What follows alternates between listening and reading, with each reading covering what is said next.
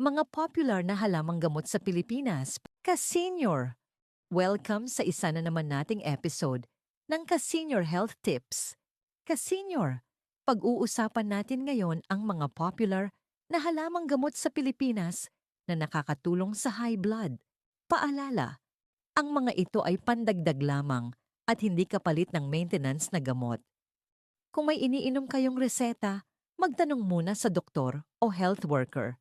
Isang luya, ginger, nakakatulong magpababa ng kolesterol, pinapabuti ang daloy ng dugo. May anti-inflammatory effect.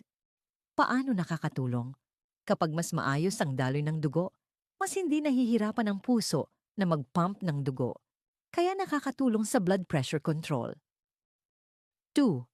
Tanglad, lemongrass, natural na pampababa ng blood pressure. Nakakatulong din magbawas ng kolesterol, pamparelax ng katawan at isip. Bakit epektibo? May mild calming effect ang tanglad na tumutulong mag-relax ng ugat at pababain ng stress. Isang dahilan ng high blood. 3. Bawang, garlic. Natural na pampababa ng presyon. Tumutulong magpaluwag ng ugat, mabuti sa kalusugan ng puso. Tip: mas epektibo kung hilaw o bahagyang luto, pero iwasan kung may ulcer o madaling mahilo sa amoy. 4. Lagundi pamparelax ng mga ugat. Nakakatulong sa maayos na daloy ng dugo. Kilala rin sa pag-alis ng ubo at hika-benepisyo sa high blood. Kapag relaxed ang ugat, mas bumababa ang resistance ng dugo, kaya mas kontrolado ang blood pressure. 5. Luyang dilaw, turmeric, pampaluwag ng ugat, anti-inflammatory, suporta sa puso at kasukasuan. Extra tip: mas naa-absorb kapag hinaluan ng kaunting paminta at mainit na tubig. 6. Sambong, natural na pampaihi, diuretic. Nakakatulong magbawas ng sobrang tubig sa katawan. Mabuti rin sa bato kung tama ang paggamit. Paalala, kung may mahinang bato, huwag sobra at kumonsulta muna. 7. Malunggay moringa, pampalakas ng puso.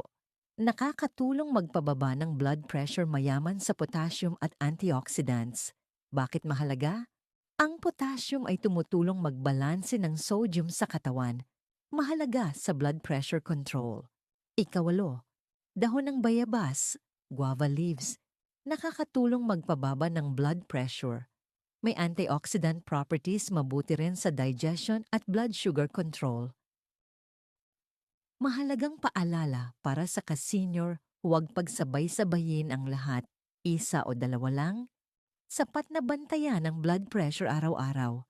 Iwasan ang sobrang alat, mamantika at stress. Kumilos at maglakad kahit 15 hanggang 30 minuto araw-araw. Kung may natutunan ka, i-like ang video, i-share para makatulong sa kapwa senior. Mag-subscribe para sa araw-araw na ka-senior health tips. Kung nakaabot ka hanggang dito, ka-senior, paki-comment kung taga saan ka at ilang taon ka na po. Hanggang sa muli, ingat po tayo lagi at God bless.